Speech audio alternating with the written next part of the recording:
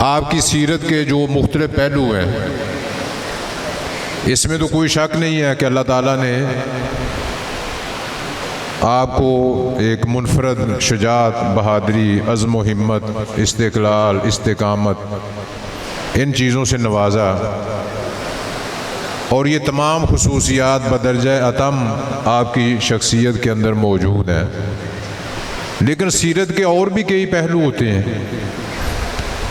کہ آپ کا حلم ہے، بردباری، عفو درگزر، آپ کا جود و کرم، سخاوت، عبادت اور ریاضت، اللہ تعالیٰ کو یاد کرنا، اور اسی طرح معاشرہ کے اندر رہتے ہوئے جو مخلوق خدا ہے ان کی فلاح و بہبود کے لیے کام کرنا۔ یہ سارے بہت سے مختلف پہلو ہیں کہ جس پر عموماً بات نہیں کی جاتی، اس لیے باقی جو آپ کی سیرت کے پہلو ہیں وہ اجاگر نہیں ہوتے، وہ پردہ کے اندر رہتے ہیں۔ اس لیے ضروری ہے کہ اس طرح کا جب آپ کو موقع دیا گیا ہے تو مختلف موضوعات پر تقریریں ہوتی، آپ کے بچپن کو سامنے رکھا جاتا،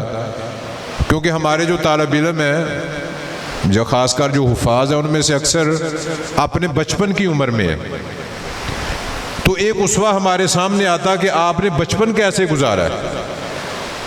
آپ کا جو لڑکپن ہے وہ کتنا پاکیزہ تھا، کہ شروع سے ہی اللہ تعالیٰ نے کس قدر آپ کو طہارت، دین کے ساتھ وابستگی اور قرآن و سنت کے اوپر عمل کرنا، یہ جذبہ بچپن سے ہی آپ کی ذات کے اندر، آپ کی شخصیت کے اندر کس قدر کار فرما تھا۔ اس پہلو پر بھی بات کرنے کی بڑی ضرورت تھی۔ اسی طرح جوانی کے اندر بھی آپ نے اپنی جوانی کو کس طرح پاکیزہ انداز میں گزارا، اس چیز کو بھی بیان کرنا بہت ضروری تھا۔ تو آئندہ آپ اس چیز کا لحاظ رکھیں۔ ایک تو یہ ہے کہ جب بھی ایسے مواقع آتے ہیں تو اس میں آپ ٹائم نکالیں، اپنے درسیات سے فارغ ہونے کے بعد تو کتابیں مل ہی جاتی ہیں، ہماری لائبریری میں کچھ نہ کچھ کتابیں موجود ہیں، اور پھر جو لڑکے جمعہ پڑھاتے ہیں یا جن کو تقریر کا زیادہ شوق ہے، انہوں نے کتابیں اپنے پاس رکھی ہوئی ہیں، اساتذہ کرام کے پاس بھی کتابیں ضرورت کی موجود ہیں، تو آپ ان سے مستعار لے کر مطالعہ کر سکتے ہیں۔ اس طرح ایک تو یہ ہوگا کہ آپ کی معلومات میں اضافہ ہوگا، اور دوسرا یہ کہ ان کا جو اسوہ حسنہ ہے، ان کی سیرت طیب ہے، اور اس کے جو مختلف روشن نمایاں پہلو ہیں، ان کے متعلق آپ کوشش کریں گے کہ آپ بھی اپنی زندگی کا، اپنی سیرت کا اس کو حصہ بنائیں۔ تو اصل مقصد یہی ہوتا ہے، کسی بھی شخصیت جس نے اپنی زندگی کے اندر بڑا اعلیٰ مقام حاصل کیا اور نمایاں کارنامے انجام دیے اور اپنے آپ کو یادگار بنایا، ان کا ذکر کرنے کا مقصد صرف زبانی ذکر نہیں ہے، اصل مقصد یہ ہے کہ ان کی سیرت کو اور ان کی سیرت کے عکس کو ہم اپنی ذات کے اندر منعکس کرنے کی کوشش کریں، اپنی ذات کا حصہ بنائیں، تاکہ جس طرح انہوں نے اچھے طریقے سے زندگی بسر کی، لوگوں کو فائدہ پہنچایا، حقوق اللہ اور حقوق العباد اس میں رکھنا نہیں آنے دیا، اس طرح جب ہم ان کی سیرت کو اپنائیں گے تو اللہ تعالی ہمارے وجود کو بھی نفع بخش بنا دے گا۔ اس سے ہماری یہ زندگی بھی سنور سکتی ہے اور آخرت بھی اس سے ضرور سنورے گی۔ تو سیدنا امام علی مقام حضرت امام حسین رضی اللہ تعالی عنہ، آپ کی ذات اقدس کا تذکرہ اس محرم کے مہینے میں بڑی کثرت سے ہوتا ہے، بڑے دردناک انداز میں منظوم کلام بھی پیش کیا جاتا ہے، اور نثر کے اندر، تقاریر کے اندر بھی بڑی درد بھری باتیں کی جاتی ہیں۔ لوگ ان کو سن کر گریہ ازاری بھی کرتے ہیں، آہ و بکا بھی کرتے ہیں، ان کی آہیں بھی نکلتی ہیں، سسکیاں بھی نکلتی ہیں، اور آپ کی اور آپ کے ساتھیوں کی شہادت کا ذکر کیا جاتا ہے۔ لیکن اس بارے میں توجہ طلب بات یہ ہے کہ ہم اس صرف جو ظاہری پہلو ہے اس کو ہی اپنے پیش نظر نہ رکھیں کہ ہم نے اتنے درد کے ساتھ، آہوں کے ساتھ، سسکیوں کے ساتھ آپ کا تذکرہ کیا، خود بھی روئے، لوگوں کو بھی رلایا، تو اس کے بعد ہم نے سمجھا کہ آنسو بہانے سے ہم نے آپ کے تذکرہ کا حق ادا کر دیا۔ نہیں، اس سے کوئی منع نہیں کیا گیا۔ آپ اپنے حزن کا، اپنے غم کا اظہار کریں، کیونکہ یہ سانحہ ہے اتنا بڑا کہ تاریخ کے اندر اس کی کوئی نظیر موجود نہیں ہے، اس سانحہ کا کوئی ثانی موجود نہیں ہے کہ باقی شہادتیں تو ہر دور کے اندر ہوئی ہیں، لیکن ایسی کوئی شہادت نہیں ہوئی کہ جس میں کسی ذات نے نہ صرف اپنے آپ کو پیش کیا بلکہ اپنے گھر والوں کو بھی پیش کر دیا، اپنے رشتہ داروں کو بھی پیش کر دیا، جو دو ساتھ موجود تھے ان کو بھی پیش کر دیا۔ یہ ایک اجتماعی قربانی تھی جو آپ نے پیش کی، اس کی کوئی مثال تاریخ کے اندر موجود نہیں ہے۔ اور اس پہلو سے بھی دیکھنا چاہیے کہ یہ کوئی شخصی لڑائی نہیں تھی کہ ایک طرف سیدنا امام حسین رضی اللہ تعالیٰ عنہ ہے، صرف ایک شخص اور ایک ذات ہے، اور دوسری طرف جو یزید لعین ہے، کہ ان دو صرف ذاتوں کی اور شخصی لڑائی نہیں ہے کہ ان کا کوئی ذاتی جھگڑا ہو یا صرف اقتدار کی لڑائی ہو یا جاہ و منصب کو حاصل کرنے کی کوشش کی جا رہی ہو، یہ نہیں، نہ یہ جاہ و منصب کے لیے لڑائی تھی، نہ حصول اقتدار کے لیے لڑائی تھی، اور نہ ہی کوئی ذاتی کشمکش اور مخاصمت تھی، ایسی کوئی بات نہیں تھی۔ یہ لڑائی تھی دو نظاموں کے درمیان، یہ دو نظریوں کے درمیان۔ ایک وہ نظریہ ہے جو قرآن و حدیث کے اوپر مبنی ہے، اس نظریے کو اپنائے ہوئے ہیں سیدنا امام علی مقام رضی اللہ تعالیٰ عنہ۔ خلافت راشدہ کا نظام جو عین قرآن و سنت کی روشنی میں مرتب ہوا اور حضور آقا دو عالم صلی اللہ علیہ وسلم کی سنت مبارکہ پر 100% عمل کیا گیا۔ تو حضور آقا دو عالم صلی اللہ علیہ وسلم نے فرما دیا تھا کہ میرے بعد جو خلافت ہے وہ 30 سال ہوگی، 30 سال کی مدت، اور یہ جو 30 سال مکمل ہوتے ہیں سیدنا امام حسن رضی اللہ تعالیٰ عنہ جو 6 ماہ تک انہوں نے خلافت سنبھالی، اس کو شامل کریں تو 30 سال مکمل ہوتے ہیں۔ یہ 30 سال جب مکمل ہوتے ہیں بنو امیہ کا دور شروع ہو جاتا ہے، تو ظاہر ہے جو اس کے معاملات ہیں وہ علی منہاج النبوت نہ رہے، یعنی جو طریقہ کار حضور آقا دو عالم صلی اللہ علیہ وسلم نے چھوڑا اور جس پر آپ کے بعد خلفائے راشدین نے عمل کیا، اس طریقہ کار پر پھر 100% عمل نہیں کیا گیا، اس طریقہ کار کو چھوڑ دیا، اس لیے خلافت ختم ہوئی اور بادشاہت اور ملوکیت آ گئی۔ ظاہر ہے کہ جو ملوکیت کے انداز وہی ہوتے ہیں جس طرح دنیاوی بادشاہ ہوتے ہیں، ان کے معاملات، اور یہ نظام بدلتا ہے۔ اور اس کے بعد پھر جب یزید حکومت سنبھالتا ہے تو ہم سنتے سناتے رہتے ہیں کہ اس کا چال چلن بالکل ہی گناہوں کے اوپر، جاہلیت کے اوپر مبنی تھا، اس کے اطوار بالکل قرآن و سنت کے مطابق نہیں تھے، بلکہ وہ اسلام کی تعلیمات اور احکام کا مذاق اڑاتا تھا، تمسخر اڑاتا تھا، دین کے ساتھ اس کا کوئی تعلق نہیں تھا۔ تو دین کی جو حدیں ہیں ان کو پامال کیا جا رہا تھا، قرآن و سنت کی جو تعلیمات ہیں ان کو پس پش ڈالا جا رہا تھا۔ تو جب آپ اس نظام سے، جو آپ جس نظام کے علمبردار تھے وہ حق کے اوپر مبنی تھا، جس نظام سے آپ نے ٹکر لینی تھی وہ باطل نظریات کے اوپر مبنی تھا، تو یہ دو نظاموں کے درمیان ٹکر ہے، دو شخصوں کے درمیان نہیں ہے۔ ایک نظام کی علامت ہے جو حق کا نظام ہے، وہ سیدنا امام حسین رضی اللہ تعالیٰ عنہ ہے، اور دوسرا نظام جو باطل کے اوپر مبنی ہے اس کی علامت یزید لعین ہے، جس کے اوپر ہمیشہ لعنتیں برستی رہیں گی، اور جس نے اور اس کے حواریوں نے اتنی زیادتی کی، اتنا ظلم کیا اور ظلم کی حدوں کو پار کر گیا۔ اس نے یہ نہیں سوچا کہ میرے مقابلے میں کون سی ہستی ہے،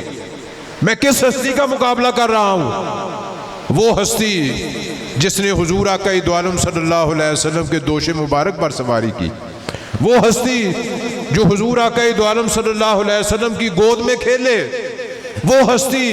جن کے لیے حضور آقا دو عالم صلی اللہ علیہ وسلم اپنے خطبے کو منقطع کر دیتے تھے، اور آغوش نبوت کے اندر پرورش پانے والی وہ ہستی حضور آقا دو عالم صلی اللہ علیہ وسلم کے ساتھ ظاہری اور باطنی، صوری اور معنوی طور پر مشابہت رکھنے والی ہستی، کہ وہ جو نبوی تعلیمات ہیں جن کی جھلک ان کی شخصیت کے اندر دکھائی دیتی تھی، جنہوں نے دنیا کو حاصل کرنے کے لیے کبھی کوشش نہیں کی، جو بھی ان کے پاس آتا تھا اپنی ضرورت کے لیے استعمال کرتے، بلکہ بعض اوقات اپنی ضروریات کو بھی پس پش ڈال کر جو سائل مانگنے والا آپ کی بارگاہ کے اندر آتا آپ سب کچھ اس کو عطا فرما دیتے۔ تو جب آپ کا لڑکپن اور آپ کی جوانی اس طرح پاکیزگی میں گزرتی ہے کہ جس میں نہ کوئی ہرس ہے، نہ کسی چیز کا کوئی لالچ ہے، نہ آپ نے دنیا کو جمع کرنے کی کوشش کی، تو اب کیا جب یزید نے حکومت سنبھالی تو کیا اب آپ کو کچھ شوق پیدا ہو گیا کہ میں اقتدار حاصل کر لوں؟ کیا اب خواہش نے جنم لیا کہ میں اقتدار کو حاصل کر لوں؟ جنہوں نے اپنی اتنی زندگی کا بہت بڑا حصہ بغیر خوف کے، بغیر لالچ کے اور بغیر کسی دنیا کو حاصل کرنے کی خواہش کے جب اس طرح زندگی کا بڑا حصہ گزار دیا ہو،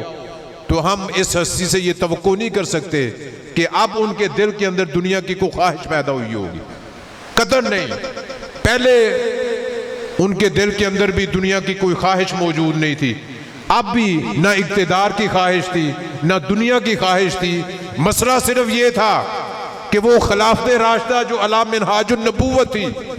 اس کو پامال کیا جا رہا تھا، اسلام کی تعلیمات متاثر ہو رہی تھی، جو نظام حضور آقا دو عالم صلی اللہ علیہ وسلم نے اور خلفائے راشدین نے ہمیں دیا، اس نظام کو ختم کیا جا رہا تھا۔ تو آپ یہ چاہتے تھے کہ اس نظام کو دوبارہ بحال کیا جائے، تو آپ نے 4 لفظوں کے اندر وجہ بھی بیان کر دی کہ کیوں نکلے ہیں، ان کا مقابلہ کرنے کا مقصد کیا ہے۔ فرمایا انہم قد لازموا طاعت الشیطان، وجہ صرف یہ ہے کہ انہوں نے شیطان کی اطاعت اور فرما برداری کو لازم کر لیا، وَتَرَكُوا طَاعَةَ الرَّحْمَانِ، رحمان کی اطاعت کو انہوں نے چھوڑ دیا، بس پش ڈال دیا، وَأَظْهَرُ الْفَسَادِ، اس یزیدی ٹولے نے فساد ظاہر کیا ہے، وَأَطَّلُ الْحُدُودِ، اور حدود کو معطل کر دیا ہے، وہ اسلام کی حدود جس کے لیے حضور آقا دو عالم صلی اللہ علیہ وسلم نے اتنی قربانیاں دی، مکہ شریف کے اندر آپ نے اور آپ کے ساتھی جو صحابہ کرام تھے انہوں نے کتنی اذیتیں برداشت کی، پھر ہجرت کے بعد بھی کوئی امر سے نہیں رہے، چین نصیب نہیں ہوا، کفار اور مشرکین نے جنگیں مسلط کر دیں، تو یہ سب کچھ برداشت کرنے کے بعد جب اسلام اپنے عروج پہ پہنچا تو جو حدود مقرر کی گئی تھی وَأَطَّلُوا الْحُدُودَ، انہوں نے ان حدود کو معطل کر دیا،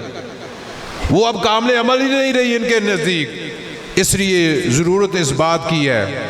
کہ جس طرح دین کی حدوں کو قائم کرنے کے لیے اتنی قربانیاں دی گئیں، اب موقع ہے کہ ان حدوں کی حفاظت کے لیے کوئی شخصیت میدان کے اندر اترے۔ تو آپ نے کسی کا انتظار نہیں کیا، کہ کوئی آئے میرا سہارا بنے، کوئی میری مدد کے لیے فوجیں آئیں اور لوگ میرے پیچھے آئیں۔ آپ نے کسی کا انتظار نہیں کیا، جو چند ایک ساتھی تھے ان کو ساتھ لیا اور حق کا علم بلند کرنے کے لیے آپ نے اپنے آپ کو پیش کر دیا۔ تو یہ مقصد تھا آپ کا۔ بعض جو بدبخت ہیں اس شہادت کے اندر جو عظمت ہے، جو کمال ہے، اس کو ختم کرنے کی کوشش کرتے ہیں۔ وہ بدبخت یہ کہتے ہیں کہ نعوذ باللہ یہ کوئی دنیاوی جنگ تھی، یہ اقتدار حاصل کرنے کے لیے جنگ تھی۔ تو ان کو یہ معلوم ہونا چاہیے کہ یہ جو جنگ تھی، جس طرح کہ میں نے پہلے بیان کیا ہے کہ دو نظریے ہیں ان کے درمیان، ایک نظریہ جس کے آپ علم بردار ہیں اور دوسرا نظریہ وہ باطل نظریہ جس کو یزید نے اپنایا ہوا تھا۔ تو آپ نے اس مقصد کو حاصل کرنے کے لیے کسی قسم کے خوفزدہ ہونے کو یا لالچ میں آنے کو یا مداہنت کو کسی صورت میں قبول نہیں کیا،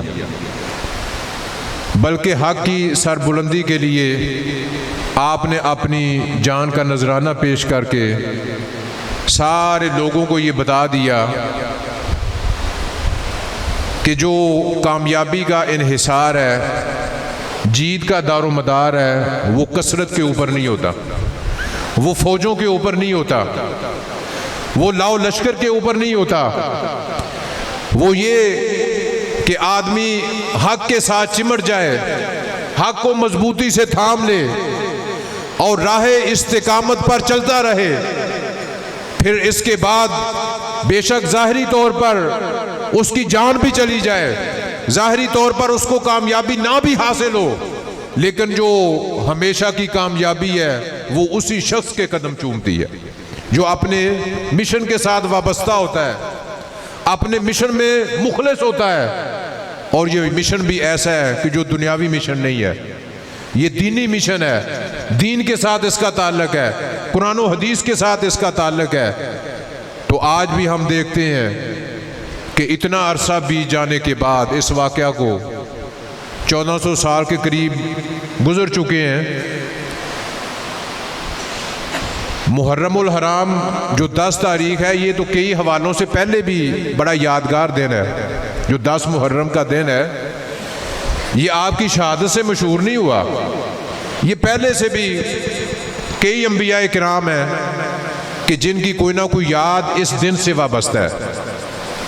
کوئی پیغمبر ایسے ہیں جن کی ولادت ہوئی ہے، جو بڑے بڑے واقعات ہوئے، حضرت آدم علیہ السلام کی توبہ قبول ہوئی، نوح علیہ السلام کی کشتی جودی پہاڑ پہ ٹھہری۔ تو اس طرح کے اور بہت ساری یادیں اور بڑے واقعات ہیں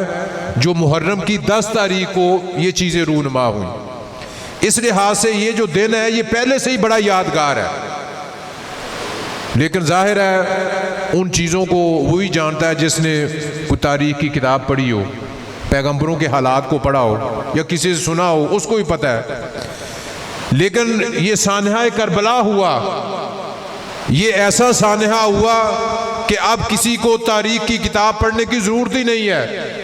ہر بچے کو پتہ ہے۔ 10 محرم کے بارے میں اس سے پوچھیں کہ اس دن میں کیا ہوا، وہ برملا کہہ دے گا، بغیر سوچے سمجھے کہہ دے گا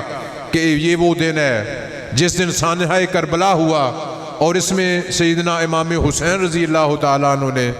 اپنے ساتھیوں سمیت اللہ تعالیٰ کی راہ میں قربانی پیش کر دی۔ آپ کی قربانی نے، اس سانحہ نے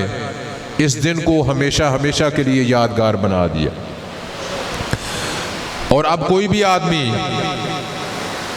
کسی مشن سے وابستہ ہے، اس میں اس کو سیرت کی ضرورت ہے، ایک جادہ عمل کی ضرورت ہے، آگے بڑھنے کے لیے اس کو مہمیز کی ضرورت ہے، اس کو حرارت کی ضرورت ہے، اس کو ایک جذبے کی ضرورت ہے۔ اور اپنے مشن میں کامیابی کے لیے کوئی آگے بڑھنا چاہتا ہے، کوئی کسی تکلیف اور دکھ میں مبتلا ہے تو سیدنا امام عالی مقام رضی اللہ تعالیٰ عنہ کے اسوہ کو اپنے سامنے رکھے. اگر کسی تکلیف میں مبتلا ہے تو آپ کے اسوہ کو سامنے رکھے گا تو اس کی جو تکلیف ہے وہ ہلکی ہو جائے گی. کسی مشن سے وابستہ ہے، اس میں کامیابی چاہتا ہے تو اس کو جذبہ کی ضرورت ہے، اس کو حرارت کی ضرورت ہے. تو وہ جذبہ اور حرارت کہاں سے ملے گا؟ وہ اسوہ حسینی سے ملے گا، جس کو سامنے رکھ کر وہ اپنے مشن کو آگے بڑھا سکتا ہے اور اس کے اندر کامیابی حاصل کر سکتا ہے. تو اس لیے اس موقع کے اوپر ہم سب کے لیے پیغام یہ ہے کہ سیدنا امام حسین رضی اللہ تعالیٰ عنہ نے جس طرح اپنی بچپن سے لے کر آخر تک جس قدر اپنی حیات طیبہ گزاری، اپنی زندگی کے لمحات گزارے، اس کو ہم اپنے لیے خضر راہ بنائیں، ان تعلیمات کو اپنائیں اور ان کے اوپر پوری طرح عمل پیرا ہونے کی کوشش کریں تاکہ ہماری یہ زندگی بھی سعادت مند ہو جائے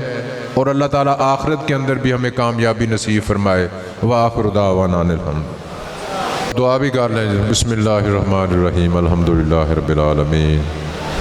والعاقبۃ للمتقین والصلاۃ والسلام علی سید الانبیاء والمرسلین وبعد. یا الہ العالمین، ہم یہ سار اساتذہ کرام، طلباء اور دیگر حضرات جو بھی اس محفل میں اکٹھے ہوئے ہیں، یا الہ العالمین سب کی حاضری اپنی بارگاہ میں قبول فرما. یا الہ العالمین ہماری جو